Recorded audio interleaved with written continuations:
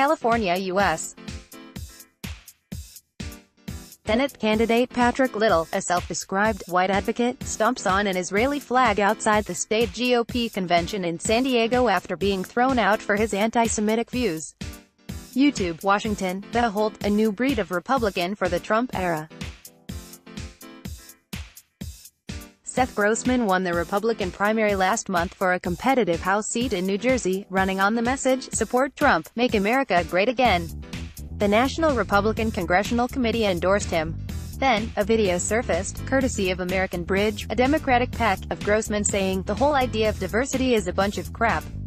Grossman then proclaimed diversity evil. CNN uncovered previous instances of Grossman calling Kwanzaa a phony holiday created by black racists, labeling Islamic cancer and saying faithful Muslims cannot be good Americans.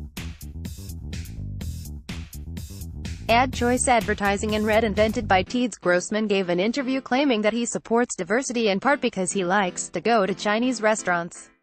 He called the oppression of African Americans exaggerated. And this week, the liberal group Media Matters found that Grossman had previously posted a link on Facebook to a white nationalist website's piece claiming black people are a threat to all who cross their paths. After weeks of delay, the NRCC finally withdrew its endorsement. Many such characters have crawled out from under rocks and onto Republican ballots in 2018. A candidate with ties to white nationalists is the GOP Senate nominee in Virginia, and has President Trump's endorsement. An anti-Semite and Holocaust denier is the Republican candidate in a California House race. A prominent neo-Nazi won the GOP nomination in an Illinois House race, and overt racists are in Republican primaries across the country. Get editorials, opinion columns, letters to the editor and more in your inbox weekday mornings. Sign up for the Opinion newsletter. Many will lose primaries, and the rest will lose in November. GOP officials have disavowed this crop of unsavory candidates, though sometimes hesitantly. It is an indication of where Trump has taken the party that Republicans need the support of people like this. By the president's own standard, it is fair to identify these candidates with the national Republican brand. Trump has called Rep.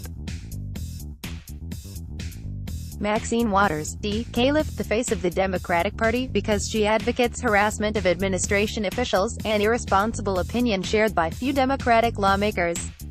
Some of these candidates go well beyond the bounds of anything Trump has said or done, but many have been inspired or emboldened by him. Corey A. Stewart, the Republican Senate nominee in Virginia, said he was Trump before Trump.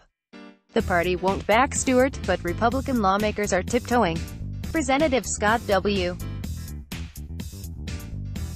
Taylor, RVA, declining to disavow Stewart, noted to the Virginian Pilot newspaper that people won't see him as racist because my son is named after a black guy. In California, the Republican-facing Democratic Rep. Mark DeSaulnier, John Fitzgerald, has appeared on neo-Nazi podcasts, claimed the Holocaust is a lie and alleged an international Jewish conspiracy. In Illinois, the Republican nominee against Democratic Rep. Daniel Lipinski, Arthur Jones, has a campaign website that mixes anti-Semitic propaganda and support for Trump, and has pictures of him speaking at a neo-Nazi rally for Trump in 2016.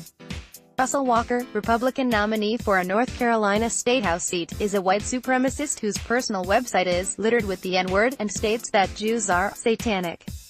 Fox reports. Running in the Republican primary for Speaker Paul Ryan's congressional seat in Wisconsin is Paul Nellen, who calls himself pro-white and was booted from Twitter for racism.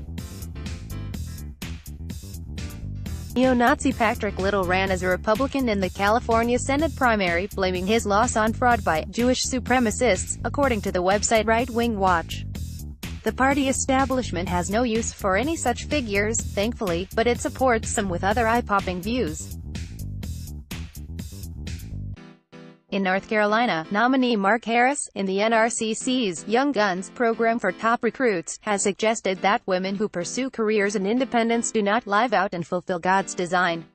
Another Young Guns candidate, Wendy Rogers of Arizona, has said the Democratic position on abortion is very much like the Holocaust and the Cambodian genocide. The Kansas GOP asked state Sen. Steve Fitzgerald, a Republican congressional candidate, not to repeat his claim that Planned Parenthood is worse than the Nazi death camp Dachau. Fitzgerald did it anyway, and also declared that, outside of Western civilization, there is only barbarism.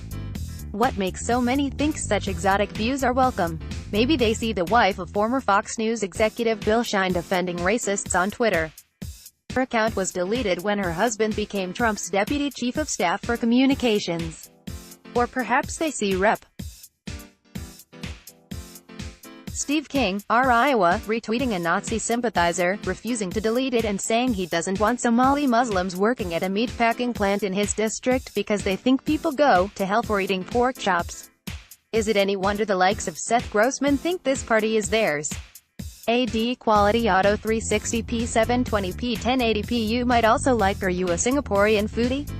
Here's why you should. Singapore tourism on coconuts. The 2018 MacBook Pro has the fastest SSD ever in a hardware zone. 1 o'clock. Toshiba is shaping tomorrow's world today. Toshiba APAC air conditioning now finally affordable thanks to newthingstoday.com. This is what a long day of relaxation looks like. Welcome to IKEA.com. Cashback, air miles or rewards? Choose from credit. www.bankbazaar.sg. Kimberly Guilfoyle debuts as Donald Trump Jr.'s. MercuryNews.com. Tab Hunter and Anthony Perkins, secret affair of one. MercuryNews.com. Nicole Kidman reveals painful reasons she and Tom. MercuryNews.com. Recommended by